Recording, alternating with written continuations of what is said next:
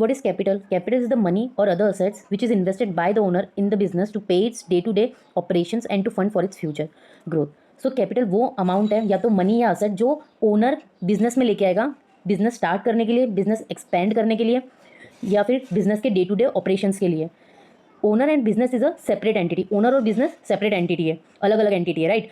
So therefore capital is a liability for the business. तो capital business के लिए liability है towards the owner. For example, mister A has comments business with ₹50,000.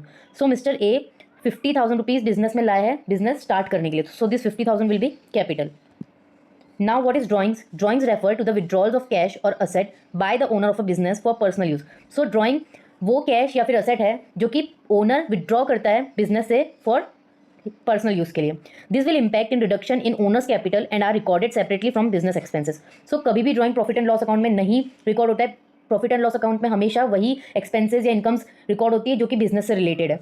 So drawing का impact होगा वो capital account से reduce होगा. Okay, now for example mister A withdraws ₹1500 to purchase gift for our wife. तो purchase gift for our wife business expense नहीं है, तो ये जो 1500 है वो ड्राइंग होगा.